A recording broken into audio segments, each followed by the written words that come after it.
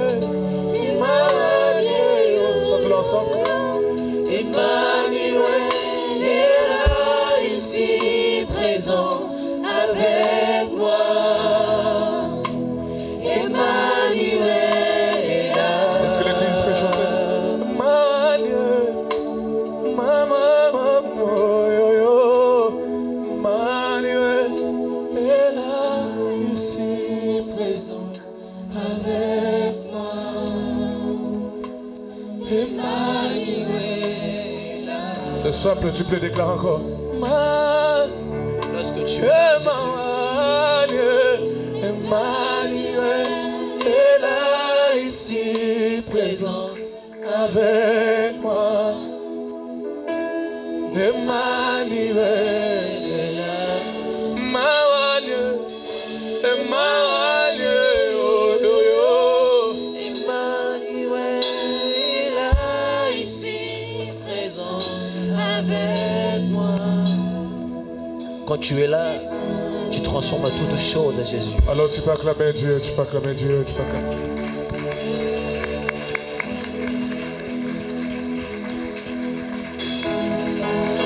Je pensais te l'acclamer mieux.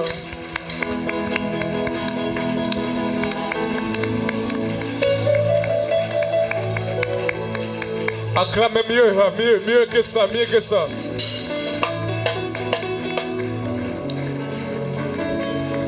Consciemment tu le fais, tu acclames Dieu. Et tu réalises ce que Dieu a fait. Si tu rajoutes des cris de joie sur tes acclamations, ce n'est pas un péché. Alléluia. Alléluia. Amen. On peut s'asseoir pendant quelques minutes. Et je vais appeler la sœur Jennifer qui a un témoignage pour nous ce matin. Pendant qu'elle va passer la sœur Jennifer, on peut acclamer très fort le Seigneur.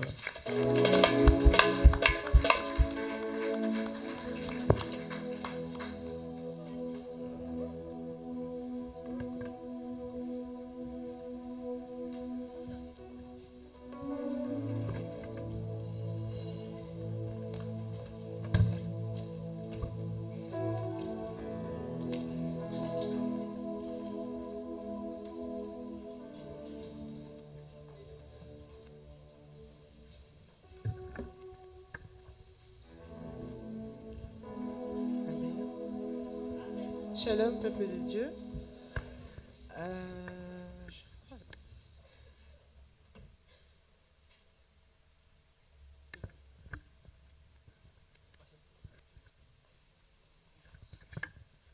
Amen.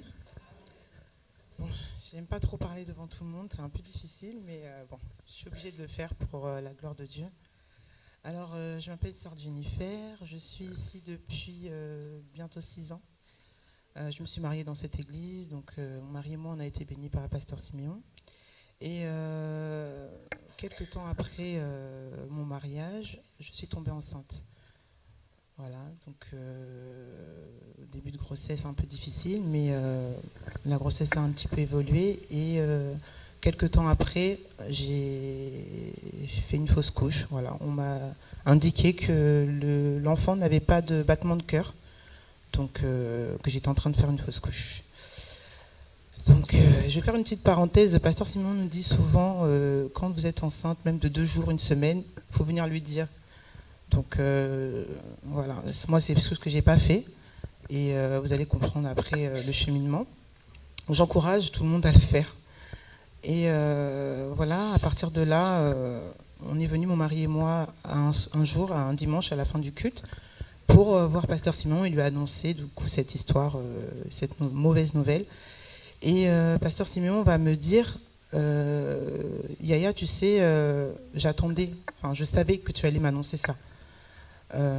J'ai fait un songe par rapport à toi et dans ce songe, je n'avais pas compris le songe, mais je te voyais triste, je te voyais pleurer et je n'avais pas compris pourquoi. Mais maintenant que tu viens m'annoncer ça, je comprends en fait ce que voulait dire le songe. Et je ne sais pas s'il y a des personnes qui ont déjà vécu ça. Tu es jeune, tu viens de te marier, tu tombes enceinte, première grossesse. C'était vraiment très difficile pour moi. Des moments vraiment compliqués. Voilà, j'ai traversé des moments très difficiles et ce jour-là, j'étais vraiment en larmes. J'arrivais à peine à parler à pasteur Siméon.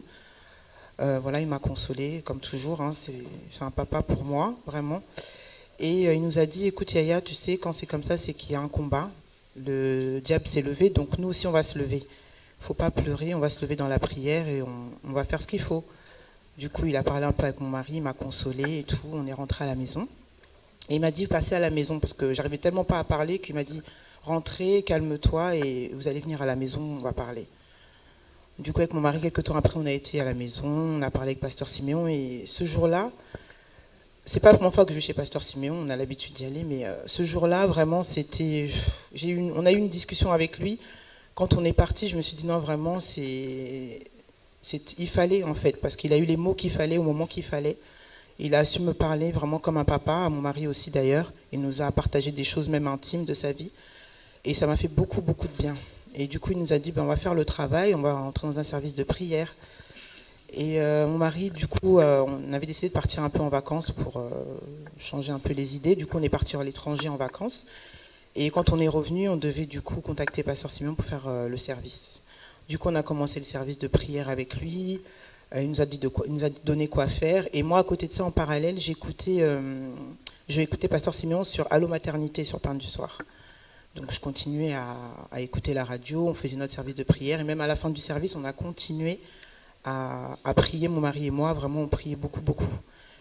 Et un jour, du coup, je dors, je fais un songe, et dans ce songe-là, je vois qu'avec mon mari, on est à l'église, et c'est la fin du culte. Donc, on va naturellement, dans l'ancienne église qui a brûlé, là, on va dire bonjour à pasteur Siméon, dans le bureau qui était au fond. Du coup, dans le songe, je le vois très souriant, qui me fait des grands sourires, et il me tend les bras comme ça.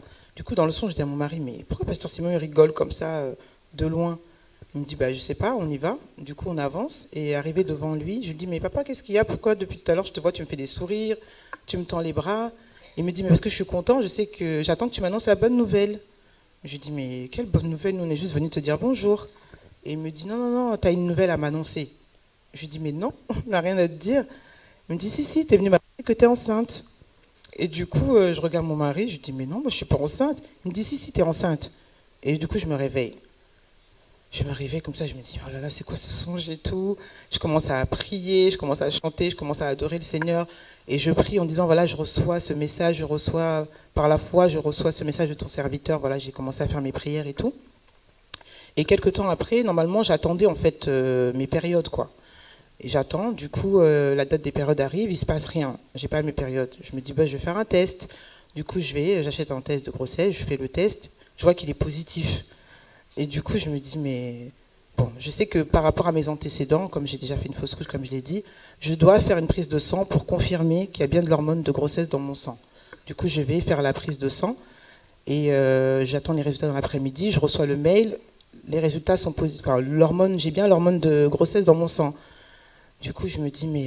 Et le monsieur me dit, par contre, il faut revenir dans 48 heures pour confirmer, parce que comme vous avez des antécédents, il faut d'être sûr que le taux va doubler, en fait, dans 48 heures. Du coup, je dis, OK. Et pendant tout ce temps-là, je dis rien à mon mari, je garde tout ça pour moi, parce que j'attendais une date... Enfin, quelques jours après, c'était une date particulière pour lui et moi. Du coup, j'attendais le résultat pour tout mélanger, tout lui dire ce jour-là. Donc, du coup, 48 heures après, je refais ma prise de sang. Et juste avant d'aller faire la prise de sang, je constate le matin que j'ai des saignements. Du coup, je commence à paniquer. Je me dis, mon Dieu Seigneur, ça recommence. Voilà, pour moi, ça repartait sur une fausse couche, quoi. Donc, je panique et j'appelle directement Pasteur Siméon. Mais c'était très tôt le matin, donc je n'ai pas réussi à l'avoir. Mais je me dis, non. D'un coup, il y a une voix qui me dit, non, mais pourquoi tu as peur? Tu as déjà fait le songe, ton serviteur est déjà venu te dire que tu étais enceinte. Donc là, c'est juste des ruses du diable pour te distraire, pour te faire peur. Donc n'aie pas peur, va faire ta prise de sang. Du coup, je prie comme ça et je descends, je vais faire ma prise de sang au laboratoire. À l'époque, j'habitais à côté de chez papa Alphonse. Et du coup, je fais ma prise de sang, tout ça. J'attends les résultats l'après-midi, je suis en panique, je regarde mon mail toutes les 5 minutes. Et d'un coup, vers 15h, je reçois mon mail, je regarde et je vois que mon taux, il avait triplé carrément. Donc c'était vraiment confirmé que j'étais bien enceinte. Du coup, je décide de faire une petite surprise à mon mari. Voilà, c'était une date pour lui et moi qui était spéciale. Du coup, je lui annonce que j'étais enceinte et tout le cheminement, tout ce que je lui avais caché un peu depuis 3 jours. Je lui explique le tout. Comme quoi, nous les femmes, on a beaucoup de secrets. Donc, ça faisait 3 jours que j'étais avec lui. Il ne savait même pas. Moi, j'étais dans tous mes états. Je vivais des grandes choses dans la maison. Et lui, il ne savait pas, quoi. Donc, je lui ai tout expliqué ce jour-là. Donc, après, voilà, j'ai eu une grossesse... Voilà, il y a des petits trucs, bon, je ne vais pas rentrer dans les détails, mais bon, ça va, globalement, j'ai une bonne grossesse. Et arrive le jour de l'accouchement, voilà, le diable, il se représente. Et j'ai eu un accouchement très difficile, vraiment très, très, très difficile. Je suis restée avec des contractions de 21h à presque 10h, 11h du matin. On m'a amené une personne qui était une interne pour me poser la péridurale. Elle ne savait pas poser une péridurale. Elle m'a piqué 17 fois, sans jamais que ça fonctionne. Et il a fallu attendre qu'un professeur anesthésiste arrive le matin pour me soulager. Et voilà, on nous annonce que mon fils, avec son rythme cardiaque qui commençait à ralentir, et on nous dit, on va devoir faire une césarienne. Du coup, mon mari et moi, on dit tout de suite, non, pas question, pas de césarienne. Et on lui dit, on demande à la sage-femme, on a combien de temps avant que vous preniez la décision vraiment de faire la césarienne? Et on nous dit, faut compter, on laisse à peu près 1 heure ou 2 heures. On a dit, ok, ça suffit. Du coup, ils sont partis avec mon mari, on a commencé à prier dans la salle d'accouchement, on a chassé la césarienne et tout. 1 heure après, la dame, elle revient, elle me dit, écoutez, elle fait l'examen, tout ça, elle dit, en fait, finalement, on va plus faire de césarienne. Donc c'est bon, on va pouvoir faire l'accouchement par voie basse. Je dis, ok. Du coup, j'ai eu Pasteur Achille qui m'a appelé et tout ça, on a prié ensemble dans la salle d'accouchement. J'étais aussi au téléphone avec Pasteur Siméon par message, il me dit, t'inquiète pas ma fille, tout ira bien, ça va bien se passer. Du coup, voilà, l'accouchement se passe. Moi, je parlais avec mon mari comme ça. Après, mon fils est sorti, il s'en occupait et tout. Je vois une batterie de médecins qui entrent comme ça dans la salle. Ils mettent directement l'oxygène et tout. Ils me disent, madame, ça va, ça va? Je dis, oui, moi, ça va. Ils me disent, je dis, mais pourquoi? Qu'est-ce qui se passe? Non, ça va. En fait, j'étais en train de faire une hémorragie. Mais ils ne m'ont pas dit. Et du coup, ils étaient en panique parce qu'ils avaient peur que je perde connaissance et que je pouvais mourir, quoi. Donc, du coup, ils ont réussi, Dieu merci, à maîtriser l'hémorragie. J'ai accouché à 14h, alors que mon travail il a commencé à 19h. J'ai accouché le lendemain à 14h. Et avec tout ça, l'hémorragie, etc., Pasteur Achille m'a envoyé un message, alors, c'est bon, ça s'est bien passé. Je ne pouvais même pas répondre, je ne voyais même pas les messages. Et j'ai dû attendre de remonter dans ma chambre qu'à 20h, presque 21h, pour lui répondre et envoyer une photo à Pasteur Simon, etc. Donc, voilà, mon fils, aujourd'hui, il est en bonne santé. Dieu nous a fait grâce. Voilà. Est-ce qu'on peut acclamer encore le Seigneur? Gloire au Seigneur. Est-ce qu'on peut voir le fils miraculeux? Voilà les beaux garçons. Alléluia. Est-ce qu'on peut acclamer le Seigneur pour ces témoignages? Gloire à Dieu. Bien-aimés, comme on dit chez nous, une femme enceinte, c'est quelqu'un qui est malade. Hein? Cet adage congolais est vraiment vrai. C'est le jour où la femme va accoucher, c'est ce jour-là que cette femme est guérie. Amen. Parce que la grossesse, il se passe beaucoup de choses. C'était difficile pour la sœur. Tu viens de te marier, ta première grossesse, fausse couche. On s'est dit, waouh, qu'est-ce qui va se passer après? Mais Dieu est fidèle. Alléluia. Peu importe le combat, le Seigneur est là à nos côtés pour nous soutenir. Alléluia. Est-ce qu'on peut remercier le Seigneur pour ce témoignage? Éternel, nous voulons encore te dire merci. Béni soit ton Saint-Nom pour ce grand témoignage que tu as accompli dans la vie de ta fille, dans son couple, dans son mariage, Seigneur, leur donner cet enfant. Merci, Seigneur, parce que l'ennemi s'est levé pour le combattre. Mais, Seigneur, tu ne les as pas laissés. Car la promesse faite, Seigneur, à Moïse, que je ne te laisserai point, je ne t'abandonnerai point, Seigneur, tu l'as montré parce que tu étais toujours avec ta fille Jennifer. Nous te disons encore merci. Béni soit encore ton Saint-Nom pour cela. Au nom puissant et glorieux de Jésus-Christ, nous t'avons prié. Amen. Est-ce qu'on peut acclamer le Seigneur? Gloire à Dieu. Le frère Cohen va nous entonner juste un cantique pour nous amener dans la parole. J'aimerais que chacun de nous se concentre à écouter la parole du Seigneur. Dis Yahweh, je suis venu aujourd'hui au-devant de toi pour pouvoir t'écouter. Je veux que, Seigneur, la parole qui sortira de la bouche de ton serviteur soit une parole qui va réconforter, soit une parole qui va trouver place dans mon cœur. Élève ta voix, prie au nom de Jésus-Christ. Dans mon cœur, il n'y a plus de douleur. Et les lions, dans mon âme, je sais me retenir. Et les lions, dans tes bras, je prends de l'envol. Car la flamme de cet amour qui brille à moi plus haut. C'est pour toi et les lions. Seigneur, parle-moi ce matin. La flamme de cet amour qui brille. Je suis là pour t'écouter, Seigneur. Parle à mon cœur, parce que tu es le Dieu vivant. Parle à mon cœur, parle à mon cœur. Merci, Seigneur.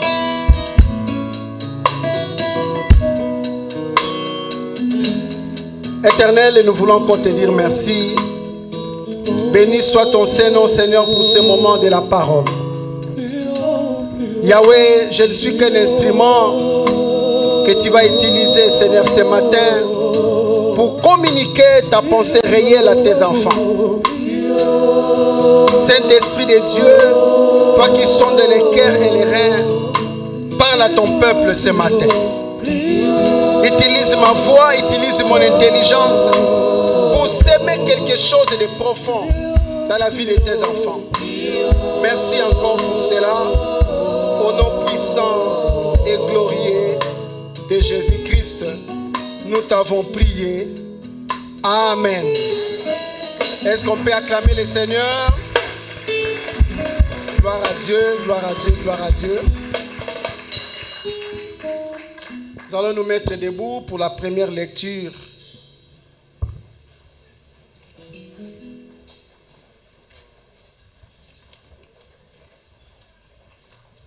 Nous sommes dans le livre de Jean chapitre 1er, le verset 12.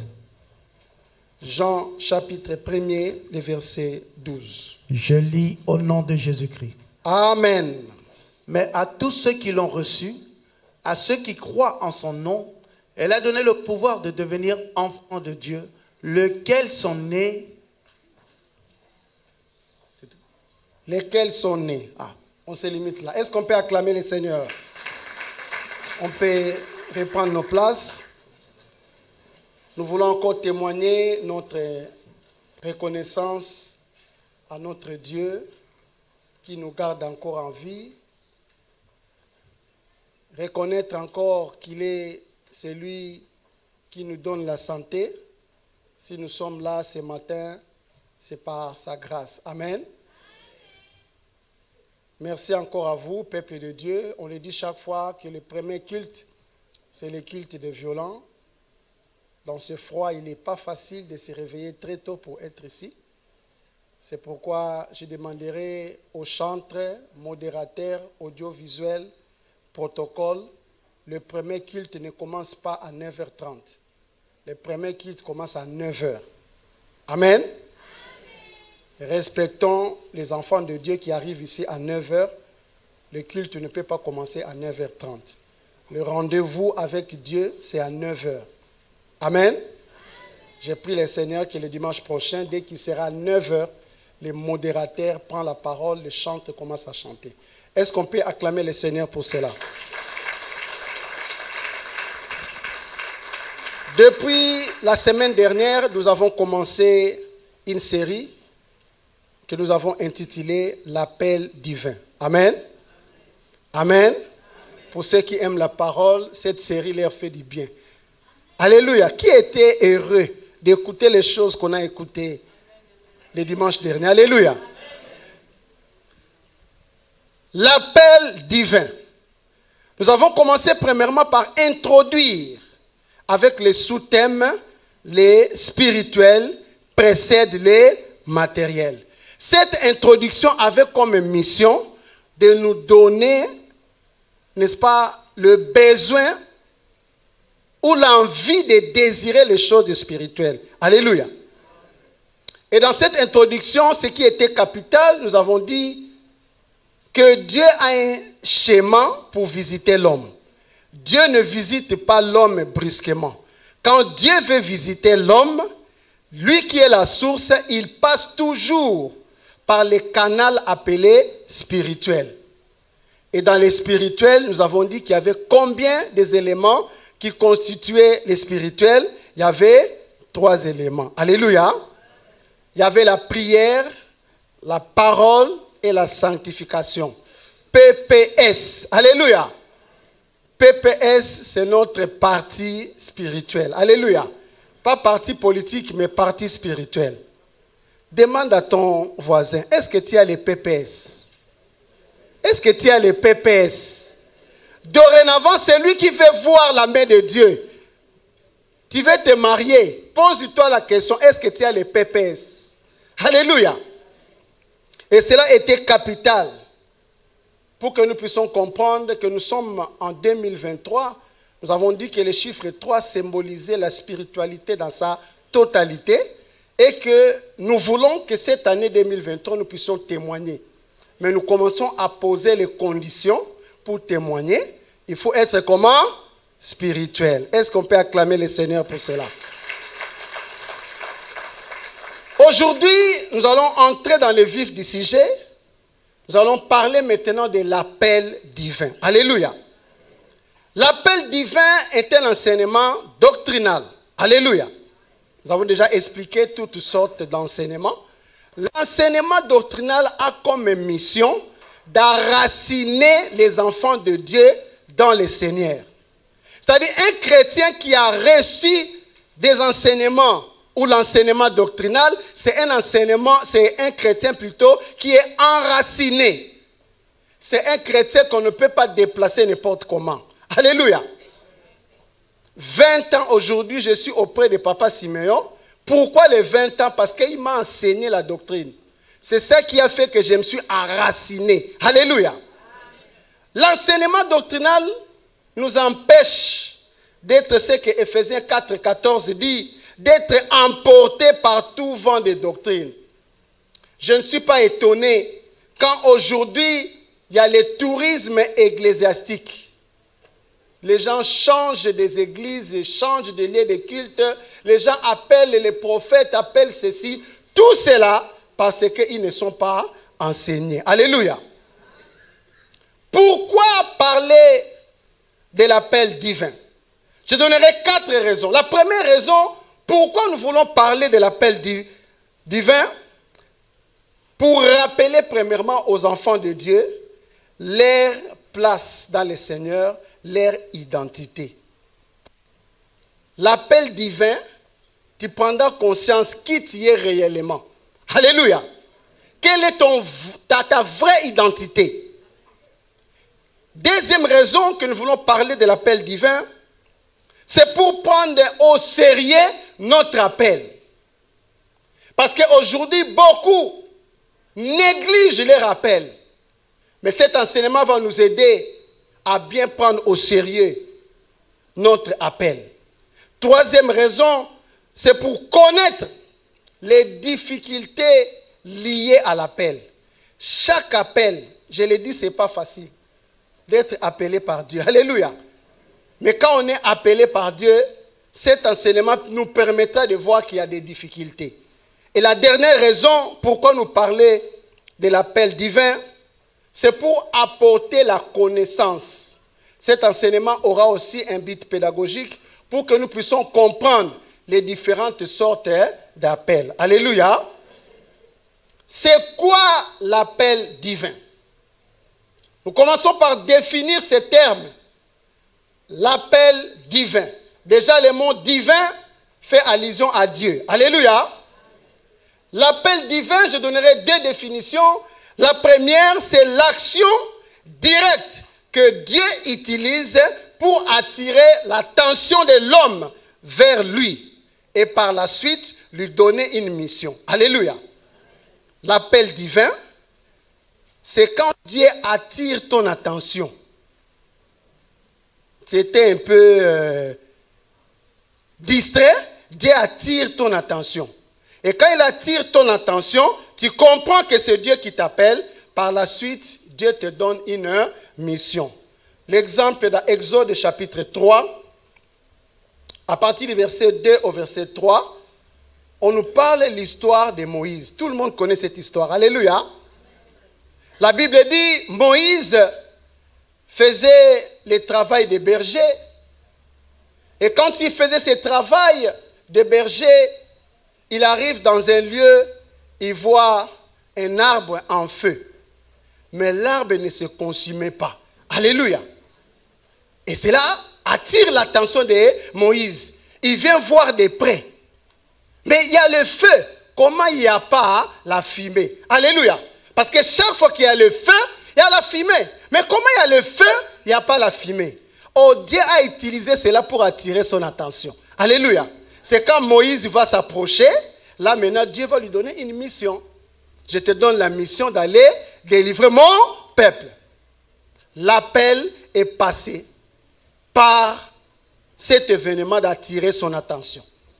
Deuxième définition que je donnerai de l'appel divin, c'est aussi toutes les méthodes possibles que Dieu peut utiliser pour inviter l'homme dans son œuvre. Nous sommes dans Actes des Apôtres, chapitre 9, le verset 3 à 4. L'histoire de cet homme qu'on appelle Saul. Par après, il changera le nom, il deviendra Paul. Alléluia. Cet homme qui était sur le chemin de Damas, il allait pour massacrer les chrétiens et l'ange de l'Éternel lui apparut. La Bible dit que Paul est devenu aveugle. Il ne voyait plus rien. Et Dieu envoie Ananas pour aller délivrer Paul de cet aveuglement. Alléluia. Dans cette circonstance, c'était pour attirer Paul dans le travail de Dieu. Alléluia.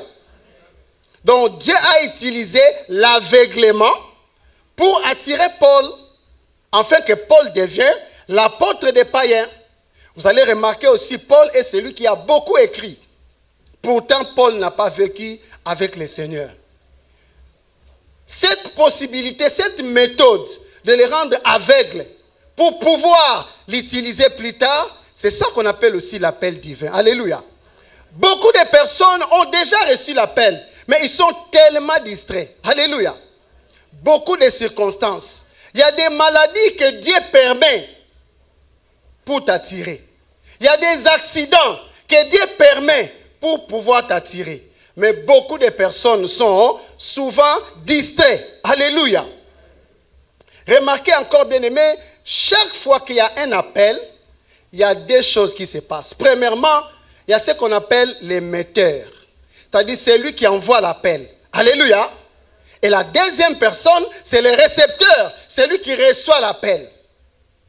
Dieu, c'est l'émetteur qui envoie l'appel. Nous, les hommes, nous sommes les récepteurs. Nous recevons l'appel.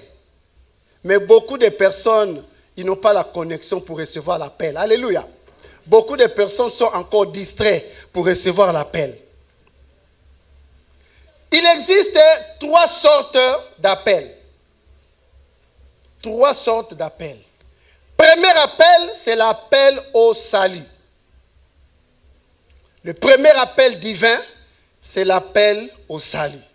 Le deuxième appel, c'est l'appel au service.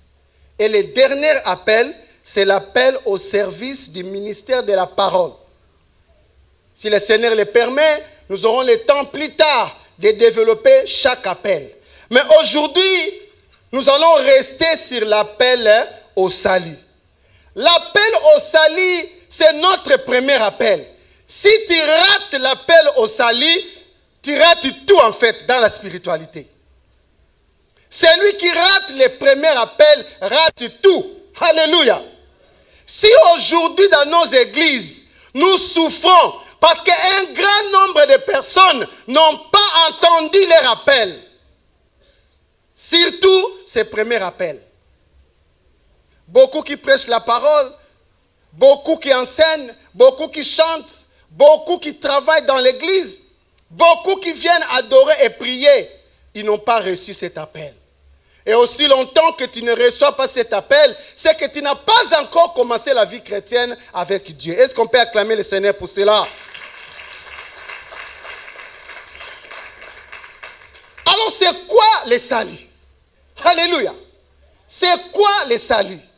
Pour bien comprendre ce terme salut, nous faisons référence à la langue grecque. Amen. Vous savez, souvent, les prédicateurs font recours à la langue d'origine. Parce que la Bible, on a utilisé trois langues pour écrire la Bible. Il y a premièrement l'hébreu.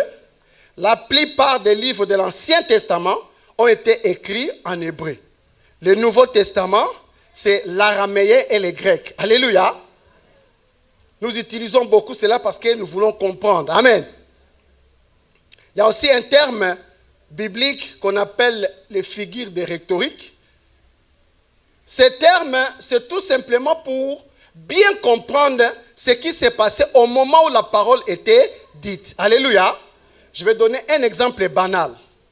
Aujourd'hui au Congo, quand tu dis à quelqu'un, tiens-moi, littéralement Simbanga. Amen. Imagine aujourd'hui, j'ai écrit. J'ai dit, quand je suis arrivé en France, je suis parti voir le pasteur Siméon. J'ai dit au pasteur Siméon, Simbanga, tiens-moi, non? Qu'est-ce qu'on comprend par là? Qu'est-ce que je vais demander? Je demande quoi? L'argent. C'est-à-dire, actuellement, quand on parle de Simbanga, tiens-moi, veut dire, donnez-moi de l'argent. Maintenant, 100 ans plus tard, quelqu'un découvre mon courrier. Il lit. Qu'est-ce qu'il va comprendre? Pour lui, j'ai tout simplement dit au pasteur de me tenir.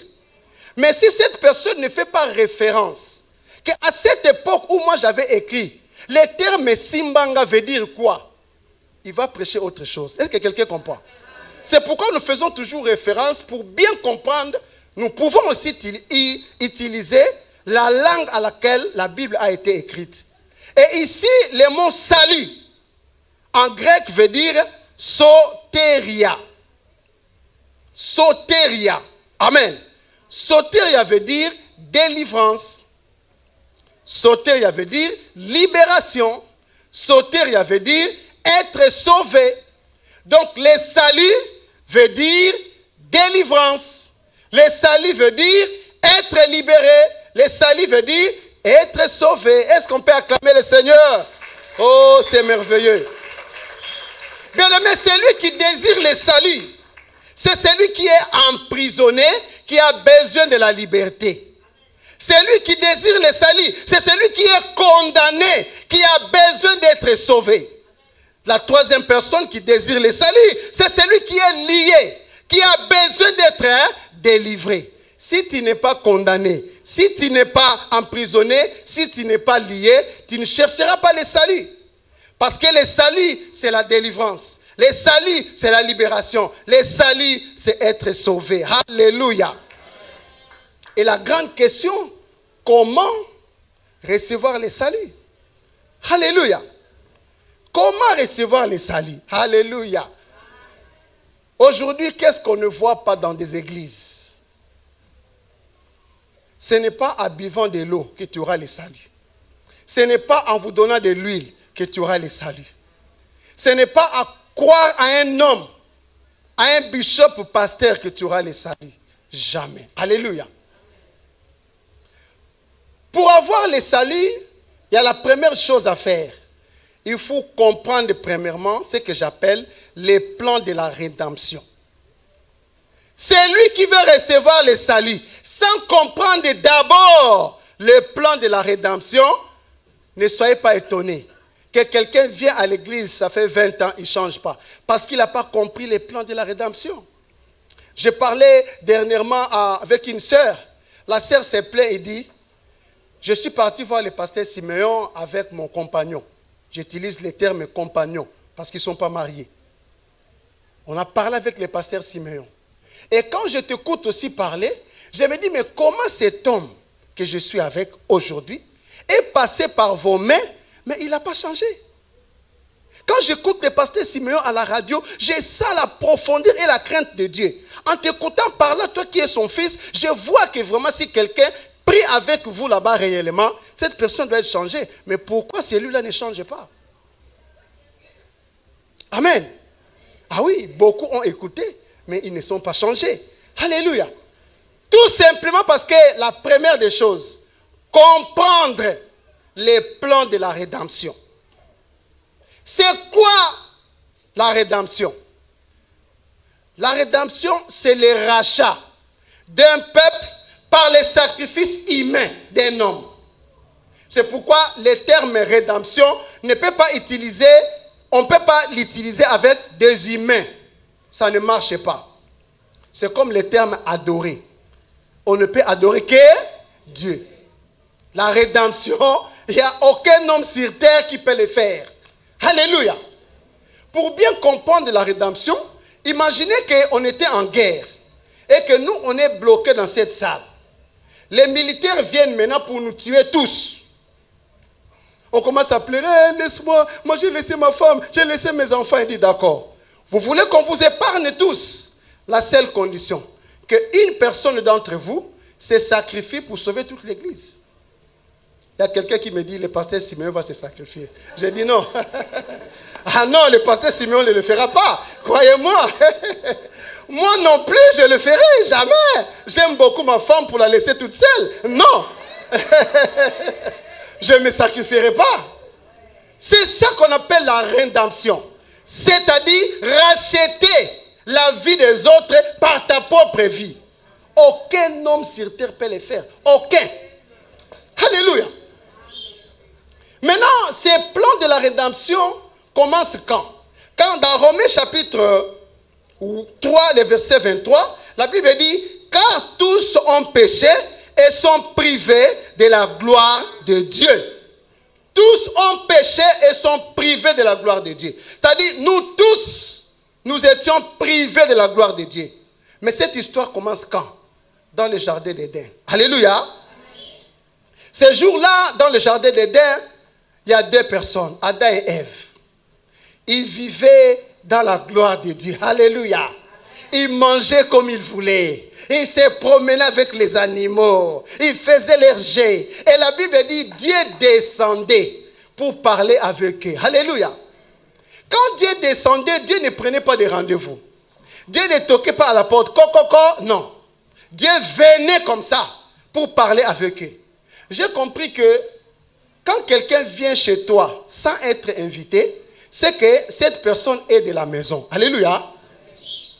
Même dans nos maisons, dans nos chambres, nous, les parents, les enfants n'entrent pas comme ça. Qu'est-ce qu'ils font d'abord? Ils toquent. Moi-même, mon petit de 3 ans, s'il entre comme ça, il dit, hey, tu as oublié. Il entre, il ferme, il fait coco, il dit, voilà, tu as compris la leçon. Parce que ici, dans cette chambre, tout le monde ne peut pas entrer. Mais la Bible dit, Dieu descendait comme il voulait pour parler avec l'homme. Pourquoi? Parce que l'homme était sous la gloire de Dieu. Alléluia. Mais la condition pour rester sur cette gloire, c'était de ne pas manger les fruits défendus. Mais l'homme va manger les fruits défendus. Et quand l'homme mange les fruits défendus, automatiquement, l'homme se retrouve nu. Or, avant, l'homme était toujours nu. Mais l'homme ne le savait pas. Pourquoi? Parce qu'il y avait la gloire qui couvrait la nudité de l'homme. Alléluia. Et voilà maintenant, Dieu va les chasser du jardin d'Éden. C'est là où commencent les problèmes. Pour bien comprendre cette histoire, vous savez, l'homme le plus riche actuel, c'est qui? Quelqu'un connaît? C'est un Français. Bernard, c'est le PDG de Louis Vuitton. Le deuxième, c'est l'Américain, celui qui fait la voiture Tesla. Alain. Imagine maintenant que cet homme qui pèse 170 milliards. Hey! Alléluia. Donne-nous seulement, même 2 seulement, on achète une bonne salle ici. Amen. Imagine que tu es le fils de ce grand homme. Comment tu vas vivre? Imagine un peu la vie. Est-ce que tu vas vivre dans nos HLM où l'ascenseur ne fonctionne pas chaque fois? Alléluia. Si tu es le fils de cet homme, tu vivras dans le luxe absolu. Qui a vu le film Un prince en New York? Tu as vu un peu la vie que ce prince avait? C'est ça la vie. C'est ça vivre sous la gloire du Père. Alléluia. Les hôtels, les chauffeurs. Mais le jour où le Père dit à l'enfant, tu vas bénéficier de toute ma richesse. Mais à une seule condition. N'entre jamais dans mon bureau. Et l'enfant sera séduit un jour par le concurrent de son père qui lui dit, mais non, ton père te trompe. Si tu entres dans son bureau, mais c'est toi qui deviendras l'homme le plus riche. Donc l'enfant, qu'est-ce qu'il fait? Il entre dans le bureau de son père. Le père a dit, ah bon, tu m'as désobéi, je te chasse. L'enfant qui vivait dans le luxe se retrouve maintenant dans un petit bicoque, un 20 mètres carrés. Or, 20 mètres carrés était l'endroit où il mettait seulement ses chaussures. Est-ce que quelqu'un comprend la vie, comment ça balance? Lui qui avait des chauffeurs en disposition, aujourd'hui, il commence à tendre les bis. Lui qui avait 100 000 comme salaire chaque mois, il a maintenant 1200 comme nous les autres. Alléluia. Or, les 1200 à l'époque, il donnait les pourboires aux chauffeurs, il donnait les pourboires aux gens. Regarde comment la vie a basculé. Tout ça pourquoi? Parce que l'enfant a désobéi à son père. Mais quand l'enfant obéissait, vivait sous la gloire de son père. C'est la même chose. Alléluia. C'est là où Dieu maintenant va faire un plan. Quand Dieu regarde son fils, Dieu est malheureux. Alléluia. Vous savez, nous sommes tous parents. Amen. Mais Dieu est plus parent que nous. Il arrive souvent que j'ai puni l'enfant. Mais ma femme, quand elle vient, elle dit, chérie, c'est bon, il peut sortir. Tout ça pourquoi? Parce qu'il y a quelque part ce cœur des parents. Si tu punis l'enfant, toi-même de temps en temps, tu viens voir dans la chambre. Qu'est-ce qu'il fait? Tu as pitié de l'enfant. Alléluia. Est-ce que je me trompe? Mais Dieu est plus que nous. Voilà Dieu qui voit que l'homme, avec lui, il y a ce qu'on appelle l'inimitié est créée. L'inimitié, c'est l'hostilité. C'est un peu ce sentiment de haine qui est créé entre Dieu et les hommes. Pour bien comprendre l'inimitié, aujourd'hui, il y a l'Ukraine qui fait la guerre avec le Russe. Entre Poutine et Zelensky, si les deux se croisent, quel serait leur sentiment? Ils ne vont même pas se regarder. L'inimitié, c'est ça. L'homme et Dieu, ils ont tourné les dos. Mais Dieu étant amour, Dieu dit non, je ne peux pas laisser mon fils souffrir. On me dit que ton fils maintenant travaille pour gagner 1200 €. On me dit que ton fils maintenant habite dans un 20 mètres carrés. Le père regarde tous les luxes qu'il a, tout l'argent qu'il a. Le père dit non, je vais chercher un moyen pour récupérer mon fils. Alléluia. C'est de la même façon, Dieu cherche un moyen pour pouvoir nous récupérer. Oh, si tu ne comprends pas les plans de rédemption, jamais tu vas désirer le salut. Mais les plans de rédemption ne peuvent fonctionner si seulement Dieu trouve l'homme idéal. Qui est l'homme idéal? C'est celui qui a la nature de Dieu et la nature de l'homme. Alléluia. Parce que depuis tout ce temps, il y avait des sacrifices qui se faisaient. La Bible dit il y avait des sacrifices des animaux qui se faisaient. Nous allons dans Hébreux chapitre 10, le verset 4. La Bible dit car il est impossible que les sangs des taureaux et des boucs ôtent les péchés. C'est-à-dire, avant cela, Dieu a cherché d'autres moyens. Mais les péchés de l'homme étaient restés dans sa conscience. Même ce jour où l'homme a péché dans le jardin, l'homme a pris les feuilles de figuier pour se couvrir. Mais Dieu lui a donné la peau d'un animal. C'est que Dieu avait sacrifié un animal pour pouvoir protéger les corps seulement de l'homme. C'est-à-dire, depuis l'époque de Moïse et tout cela, tout ce qu'il faisait comme sacrifice, ça ne couvrait que leur corps. Mais la conscience était restée péchée. Mais Dieu dit non, il faut que je trouve une solution. Bien aimé, c'est lui qui va être le médiateur entre les Chinois et les Américains. Cette personne est dans l'obligation de parler l'anglais et de parler le mandarin. Vrai ou faux? Mandarin, c'est la langue des Chinois. Hein? Souvent, nous, on dit, ils parlent le chinois. Non, la langue s'appelle mandarin. Amen. Cet homme doit parler les deux langages. C'est-à-dire, quand il vient chez les Chinois, il dit, non, il tourne chez les Américains. I'm saying, yesterday, you come to see the people. C'est-à-dire, il est capable de parler les deux langues. Est-ce qu'on peut acclamer le Seigneur pour cela? Mais il faut trouver quelqu'un qui a la nature de Dieu et qui a la nature de l'homme. Dieu ne trouve personne. Et la Bible dit, Dieu a trouvé la personne qui cherchait qu'en lui. Alléluia. C'est que Jésus-Christ n'est pas sorti d'ailleurs. Jésus-Christ est sorti de Dieu lui-même. Alléluia. Est-ce qu'on peut acclamer cette vérité? Oh, c'est merveilleux, bien-aimé. C'est merveilleux. Dans Jean chapitre 1, le verset 18, on dit le Fils qui est dans les seins du Père. C'est lui que Dieu va utiliser. Il dit, j'ai essayé les Moïse, les Élie, ça n'a pas marché. Maintenant, il est grand temps que les souffrances de mon fils cessent. Alléluia. Dans 1 Timothée chapitre 2, le verset 5, on dit, car il y a un seul Dieu et il y a aussi un seul médiateur entre Dieu et les hommes. C'est qui? C'est Jésus-Christ. Comment? Homme. C'est bien souligné, Jésus-Christ est homme. C'est qu'il faut utiliser l'homme. C'est-à-dire, Dieu va quitter. On avait dit que Dieu a combien de tribus? 3. Dieu le Père, c'est celui qui va créer. Mais Dieu le Fils, c'est celui qui va descendre pour sauver. Donc, il prend la chair. Jésus-Christ connaissait la pensée de Dieu, connaissait la pensée de l'homme. Alléluia. Et voilà, il est le seul médiateur qui peut aujourd'hui sauver l'homme. Bien-aimé, si tu ne comprends pas d'abord ce plan de rédemption, jamais tu vas désirer le salut. Je ne sais pas aujourd'hui quel est ton état. Je ne sais pas aujourd'hui quelle est ta pensée. La deuxième des choses, bien-aimé, pour recevoir le salut, maintenant il faut croire au Fils.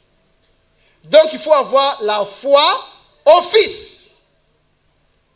Je reviens encore sur l'histoire de ces grands milliardaires qui voient son fils tenter de galérer. Il va trouver un médiateur. Il dit, viens, je te donne la mission. On m'a dit que mon fils maintenant, il habite dans les je ne sais pas, 9-3. Quel est le quartier pourri ici là? Dans les 9-3, je ne vais pas citer les noms. Au fond là-bas, l'HLM là même, ils vont les détruire dans 2 mois. La maison là, quand tu entres comme ça sent les pipis partout. Les escaliers là, laisse tomber. On a parlé à la gardienne fatiguée. On dit que mon fils vit là-bas maintenant. Il roule avec une voiture là. Lui qui avait chauffeur, tout ça. J'ai pitié.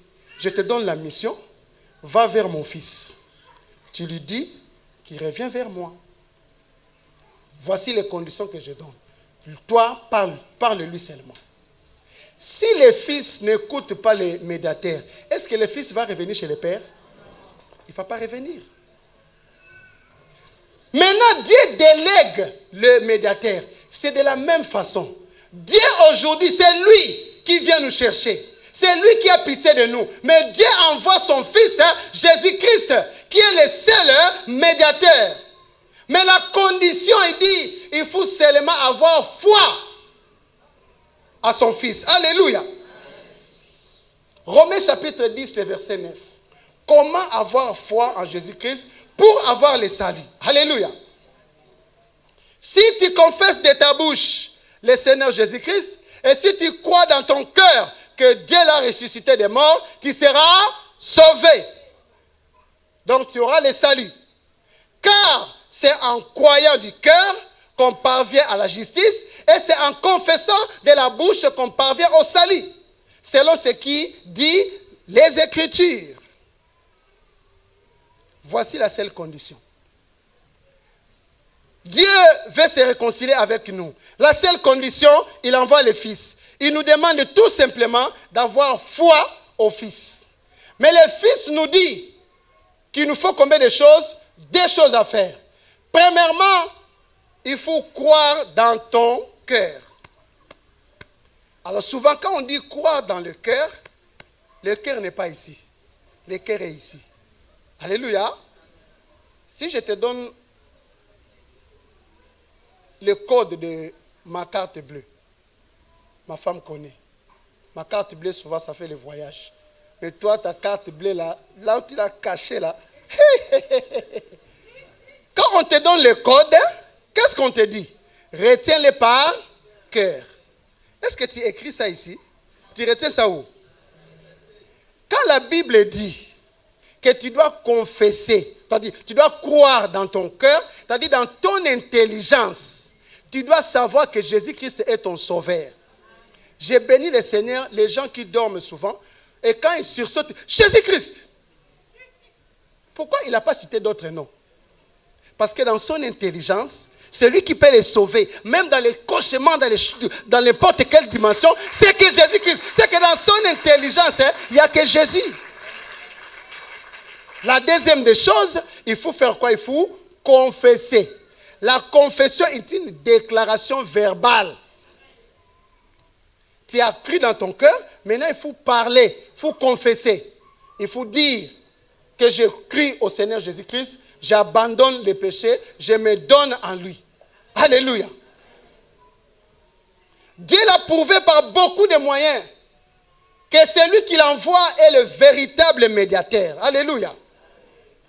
La Bible dit dans 1 Corinthiens chapitre 15, le verset 21, comme le péché est entré par un seul homme, le salut aussi doit venir par un seul homme. C'est à cause d'Adam que nous, aujourd'hui, nous vivons ce qu'on appelle le péché adamique. Mais Dieu aussi va utiliser un seul homme pour nous ramener vers le Père. En payant le prix fort qui était sa mort, en devenant péché, 2 Corinthiens 5, 21, en devenant péché, Jésus-Christ n'était pas pécheur, mais il est devenu péché. Parce que qu'est-ce qui a créé l'inimitié entre Dieu et nous? Ce n'est pas l'homme, mais c'est le péché qui était dans l'homme. Alléluia. Le péché a entraîné la malédiction. Alléluia.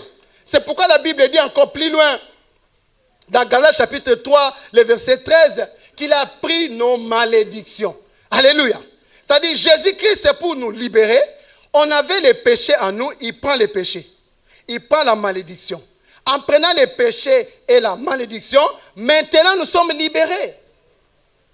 Mais la seule condition, il faut tout simplement croire dans son cœur et confesser de la bouche. Quand nous croyons dans notre cœur, cela nous donne la justice de Dieu. Qu'est-ce qu'on appelle la justice de Dieu, bien-aimé? Il y a souvent, on le dit, que cette femme a eu justice par rapport à sa situation. C'est-à-dire, elle a été récompensée normalement de ce qu'elle devait vivre. Alléluia. Quand nous confessons et quand nous croyons dans notre cœur, Dieu nous donne justice. C'est-à-dire, Dieu nous épargne de tout ce qui était passé avant. Dieu nous accepte maintenant dans sa présence. Personne ne peut encore nous juger. Alléluia. Et quand nous confessons dans la bouche, nous avons les saluts. Nous avons la vie sauve. Alléluia. Bien-aimé, personne est sauvé par sa force. Beaucoup cherchent à être sauvés. Ils utilisent les moyens. Bien-aimé, par ta propre force, tu ne seras jamais sauvé. Alléluia. Les protocolaires venaient. On va illustrer ça. Et je pense après, on va prier. Personne n'est sauvé par ses propres forces. Éphésiens chapitre 2, le verset 8. La Bible dit ceci. Car c'est par la grâce que vous êtes sauvés. Par les moyens de la foi. Et cela ne vient pas de vous. C'est les dons de Dieu. Alléluia. Nous sommes sauvés par la grâce. Ça, c'est le salut. Reste comme ça, maman. C'est Dieu qui nous donne le salut. Soulève un peu comme ça. Voilà. C'est Dieu qui nous donne le salut. Amen. Mais regardez ces deux personnes ici. La première personne a la foi, l'autre a rien. La Bible dit, nous sommes sauvés par la grâce. La grâce veut dire, tu fais rien, tu payes rien. C'est un don. C'est quelque chose de gratuit que Dieu te donne. Mais pour l'avoir, il faut utiliser un moyen qu'on appelle la foi. Celui qui n'a pas la foi n'aura jamais le salut. Mais celui qui a la foi aura le salut. Alléluia. Cette personne peut venir 10 ans à l'église. Il n'aura jamais le salut. Parce qu'il n'a pas la foi. Tu vas te bagarrer. Ma femme n'aime pas les choses de Dieu. Parce que ta femme n'a pas la foi. Mon mari, toujours la cigarette, les pelles fortes, Henken. Hein? Ton mari n'a pas la foi. Ton mari n'aura jamais le salut. Alléluia. Mais celui qui a le salut maintenant sera le moyen qui va t'aider pour aller chercher ce qu'on appelle le salut. Regarde, le salut maintenant, la foi maintenant c'est un moyen qui va aller chercher le salut. Mets-moi le salut ici, maman. Mets le salut sur ça. Il prend voilà. La foi prend le salut et le ramène dans sa vie. Qu'est-ce qui est parti chercher la foi? Le salut plutôt. C'est quoi? Bien-aimé, la foi nous aide à prendre tout chez Dieu. Le seul moyen que Dieu s'autorise de les kidnapper les bénédictions, j'utilise le mot kidnapper. Même si Dieu est distrait. On a vu avec la femme qui avait la perte de sang. Jésus-Christ ne savait pas que quelqu'un profitait de sa guérison derrière lui. Il ne savait pas. Il est surpris. Qui m'a touché? Il ne savait pas que si on a la foi, on peut tout prendre chez Dieu. Oh, tu n'as pas compris. Si tu as la foi, tu peux tout prendre chez Dieu. À commencer premièrement par le salut. Si tu n'as pas la foi, tu n'auras jamais le salut. Est-ce qu'on peut acclamer le Seigneur? Remarquez ceci, bien-aimé. Par nos propres forces, on ne peut jamais avoir le salut. Parce que la distance qui sépare l'homme et Dieu est tellement, je ne sais pas combien de kilomètres. Je donne un petit exemple. Imagine que la distance qui sépare l'homme et Dieu est de 8 millions de kilomètres. Mais l'homme qui est bon, il donne aux autres, il parle bien, il n'insulte personne. C'est-à-dire toute sa bonté n'est qu'un demi-pas vers les 8 milliards de kilomètres. Il va arriver quand? Si quelqu'un comprend. Ce n'est pas ce que tu fais qui fera que tu puisses avoir les salis. Tout ce que tu fais n'est qu'un petit iota pour avancer vers Dieu. Tu n'arriveras jamais, tu vas mourir en route. Je te le garantis. Mais la foi, c'est un TGV. La foi va vite chercher les salis et les ramène vers toi. Est-ce qu'on peut acclamer le Seigneur? Est-ce qu'on peut acclamer le Seigneur? Gloire à Dieu, gloire à Dieu. Nous allons nous limiter ici. Pourquoi aujourd'hui il est si difficile d'avoir le salut? Pourquoi aujourd'hui c'est difficile d'avoir le salut? La première des choses, bien-aimés, par le manque d'enseignement. Si vous n'êtes pas enseigné sur la chose, vous n'allez jamais la désirer. Alléluia. Romains 10, verset 17 dit ceci. Ainsi la foi vient de ce qu'on entend. Ce qu'on entend vient de la parole de Christ. Si on ne t'enseigne pas, comment tu auras la foi?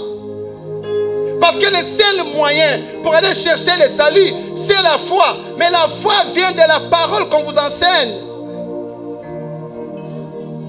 Je ne suis pas étonné que nos églises aient rempli des incrédules. Peut-être suffisamment, on ne vous prêche pas la parole qui doit vous donner la foi à désirer le salut. Deuxième des choses, l'amour du monde. Les gens ne veulent pas le salut parce qu'ils ont tellement l'amour du monde. 1 Jean chapitre 2, le verset 15, la Bible dit, n'aimez point le monde, ni les choses qui sont dans le monde. Si quelqu'un aime le monde, l'amour du Père n'est point en lui. Or, pour désirer le salut, il faut avoir l'amour du Père. Mais toi, tu aimes tellement le monde. Alléluia. Le fils de ces milliardaires, on lui donne seulement la condition. On dit, voilà, maintenant, ton père veut te récupérer. Tu dois démissionner de ton travail de 1200 €. Ta copine toxicomane qui vient dormir ici chez toi, tu dois dire, toi et moi, Abou, Pia. Mais lui commence à réfléchir. Ah, mon travail de 1200. Ah, ma copine. Ah, laissez ma copine. Imagine que toi, tu es à côté. Tu connais la richesse de son père. Tu connais que s'il abandonne tout ça, quelle vie il va vivre là-bas? Comment tu vas juger cet homme? Qu'il est insensé. Parce que tout ce qu'il va perdre, il va gagner, je ne sais pas, au centuple quand il va retourner auprès de son père. Combien sont insensés? Accroché à sa cigarette, accroché à sa pelle forte, accroché à tout ce qu'il est en train de faire. Nous, on le voit insensé parce que nous comprenons que l'autre côté, il vivra mieux ce qu'il est en train de vivre aujourd'hui. La troisième des choses pour terminer, c'est le manque d'une vraie décision. Les gens ne se décident pas. Quand il écoute la parole, il dit, le lendemain, je vais laisser. Le lendemain, je vais me convertir. Le lendemain ne nous appartient pas, bien-aimés. Quand la Bible dit que Jésus-Christ revient bientôt, ça signifie que tu peux te racheter que quand tu es vivant. Je ne sais pas, peut-être il te reste encore 2 ans, 3 ans, 4 ans, 5 ans, 10 ans. Les bientôt pour toi c'est 2 ans, les bientôt pour toi c'est 5 ans. Personne ne les connaît. Ne repousse jamais. Aujourd'hui, si tu entends sa voix, viens vers le Seigneur. Alléluia. La Bible nous donne 7 bénéfices attachés au salut. Premièrement, Romains 8, 30. La Bible dit, Romains 8, il y a premièrement, nous sommes appelés à tous ceux qu'il a et à ceux qu'il a prédestinés, il les a aussi appelés. À ceux qui les a appelés, il les a aussi justifiés. À ceux qu'il a justifiés, il les a aussi glorifiés. Ceux qui ont les salis, ils sont appelés. On va développer prochainement. Ceux qui sont appelés, ils sont justifiés. Ceux qui sont appelés, ils sont glorifiés. Ceux qui sont appelés, ils sont sanctifiés. Ceux qui sont appelés, ils sont réconciliés avec Dieu. Ceux qui sont appelés, ils deviennent co-héritiers de Christ et héritiers de Dieu. Oh, alléluia. Ceux qui sont appelés, ceux qui ont le Seigneur, ceux qui ont le salut, ils ont la vie éternelle. Ce matin, bien-aimé, j'aimerais interpeller une personne. L'apôtre Jean nous dit ceci.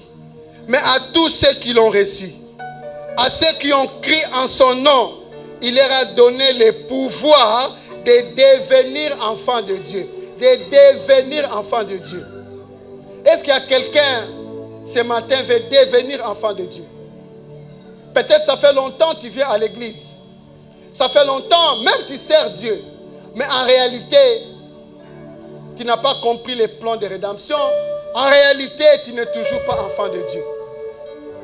Des étapes, croire dans son cœur et confesser dans sa bouche. J'aimerais que tu inclines ta tête. Dis Seigneur, peut-être j'étais négligent. Je n'ai pas compris les bénéfices qui s'attachaient au salut. C'est vrai Seigneur, je suis un appelé. C'est vrai Seigneur, je suis un justifié.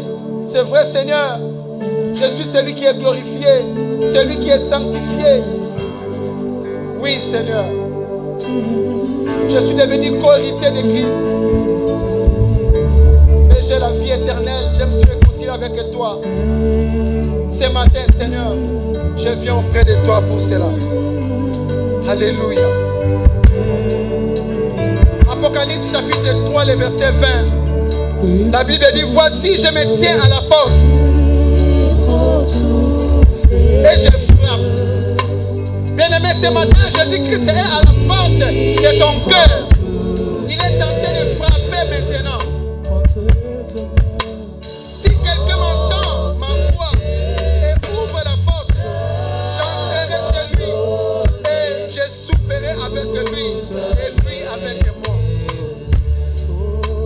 Nous avons les yeux fermés, bien-aimés.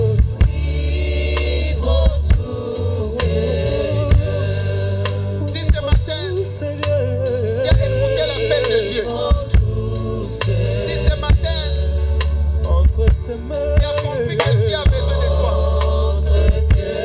lève-toi là où tu es et avance devant. Lève-toi là où tu es et avance. Tu as compris que ce matin, tu as besoin de Jésus-Christ. Tu as compris que ce matin, tu dois croire dans ton cœur et confesser dans ta bouche. Avance. Les hommes de Dieu prieront pour toi. Car les saluts, c'est les premiers appels. Si tu manques ces premiers appels, tu ne pourras rien faire dans le monde spirituel. Bien-aimé, avance. Si tu écoutes sa voix, il est à la porte de ton cœur maintenant. Il est tenté de frapper. Évangéliste Elvis, évangéliste Christian vont prier pour vous. Et nous allons déclarer d'abord cette parole. J'aimerais que vous répétez après moi. Seigneur Jésus-Christ, je viens au-devant de toi ce matin. J'ai compris aujourd'hui que tu es mon sauveur, que tu es mon Seigneur, que sans toi, ma vie n'est nulle. Je te confie ma vie ce matin. Deviens mon sauveur, deviens mon Seigneur par le nom de Jésus-Christ. Les hommes de Dieu vont prier pour vous pendant que Papa Cohen continue à chanter. Seigneur, Libre tout, Seigneur. libre tout, Seigneur, Libre tout, Seigneur. entre tes mains, Entre tes mains, j'abandonne tout avec.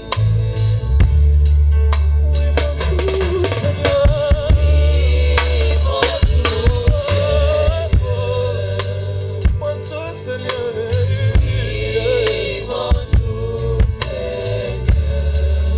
Entre tes mains, Entre tes mains, j'abandonne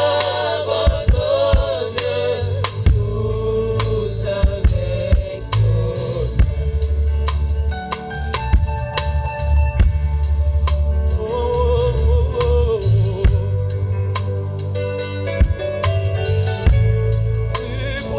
Seigneur, Papa. Entre tes mains, j'abandonne tout avec bonheur. Ah oui, pour tout, Seigneur. Oui, pour tout, Seigneur. Oui, pour tout, Seigneur. Oui, pour tout, Seigneur. Entre tes mains. Gloire à Jésus.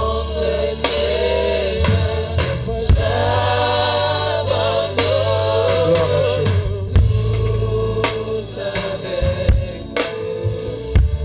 Est-ce qu'on peut acclamer pour la parole?